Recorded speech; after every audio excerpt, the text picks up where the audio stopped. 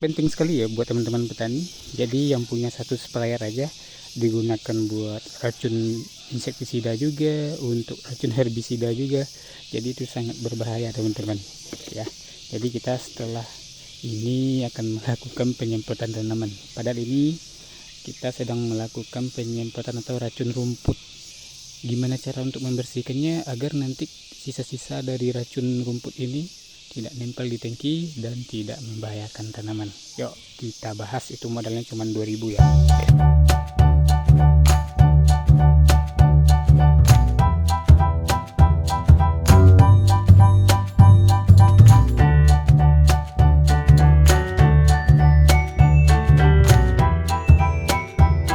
Kesempatan kali ini sedikit berbagi tips ya. Ini mungkin banyak sekali dibutuhkan informasi bagi teman-teman petani, cara mencuci atau membersihkan tangki sprayer bekas pestisida herbisida atau racun rumput. Kebetulan saya juga punya satu teman-teman, nanti untuk menyemprot tanaman atau pemupukan. Jadi kemarin saya gunakan untuk racun rumput. Nah ini bertolak belakang ya. Sebelumnya saya gunakan untuk membunuh tanaman. Nah, besoknya saya gunakan untuk menyuburkan tanaman. Jadi dua obat yang masuk ke sini bertolak belakang. Jadi harus kita bersihkan sebersih mungkin sebelum menggunakan besok dalam pemupukan. Bagaimana cara untuk membersihkannya teman-teman ya? Kalau hanya sekedar mencuci atau mengganti air itu kemungkinan besar tidak terlalu bersih. Bahkan bekas-bekas racun rumput itu tidak hilang teman-teman, bisa merusak tanaman. Nah, kali ini sedikit gampang sekali cara mencucinya. Kita butuh bahan, itu bahannya seperti berupa cair. Boleh teman-teman gunakan sabun colek cair ya, atau teman-teman gunakan yang seperti ini, atau teman-teman gunakan Sunlight ya, sabun cuci piring. Nah, kebetulan kemarin yang video sebelumnya saya gunakan Sunlight. Video kali ini saya gunakan cair ya, sabun colek cair. Nah, sabun cair ya, sabun cair. Jadi kita membersihkannya. Sebenarnya ini tidak habis teman-teman. Ya, isi secukupnya. Nah, caranya kita langsung aja ya teman-teman. Nah, di sini kebetulan kan bekas racun rumput ya. Airnya boleh air mengalir, boleh tidak. Yang penting di sini kita ganti airnya nanti berapa kali pencuciannya. Ya. Ini teman-teman bisa lihat sendiri. Oke. Nih, yang hitam ini bekas teman-teman, bekas racun rumput kemarin. Jadi kita harus bersihkan sebersih mungkin. Langsung aja kita masukkan ini ya, airnya. Isi setengah, terlebih dulu teman-teman, isi setengah tangki ini. Bang, kalau tidak ada sabun cair, Mama Lemon boleh ya, atau Sunlight juga boleh. Apakah berpengaruh untuk tanaman? Sejauh ini alhamdulillah tidak teman-teman, karena tidak ada kontak untuk tanaman. Apalagi ini kan kita bersihkan lalu kita buang lagi airnya kan. Nah, ya kita isi separuh tangki terlebih dahulu.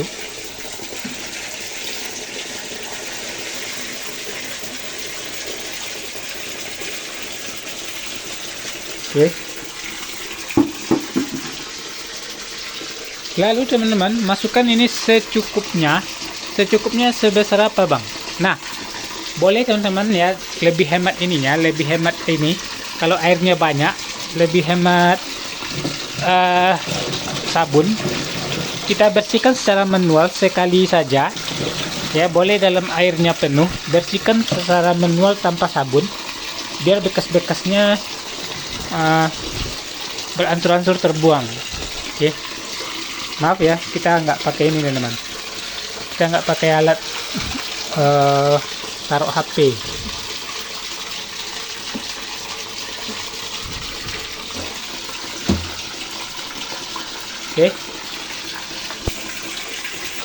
Oke, kita ganti dengan air yang baru lagi setelah kita buang yang air pertama. Lalu kita masukkan sabun dan masukkan secukupnya aja ya. separuh atau seperempat dari sabun cair ini. Kemudian teman-teman guncang kayak gini ya. Kalau ada busa buat penggosok lebih bagus ya, kita gosok seperti ini teman-teman.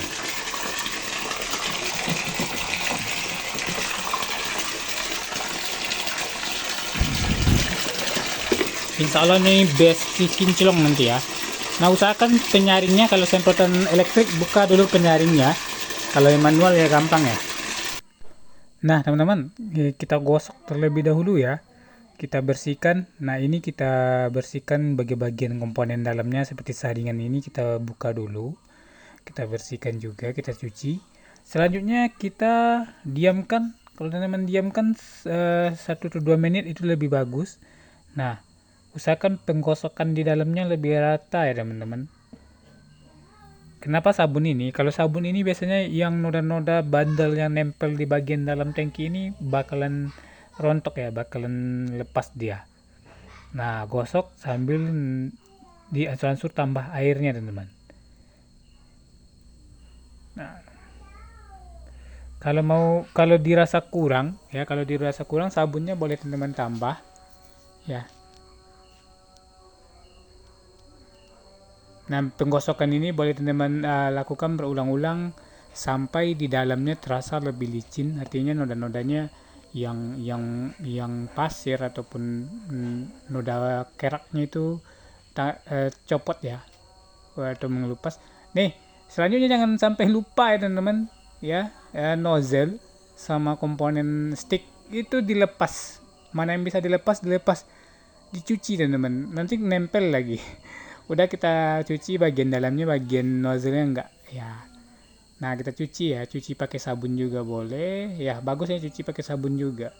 Nah cuci, selanjutnya nanti teman-teman cuci komponen yang lainnya seperti stick yang bisa teman-teman buka atau selangnya, pokoknya yang bisa dibuka ya, yang biasa teman-teman bisa buka, biar memudahkan mencucinya teman-teman. Oke.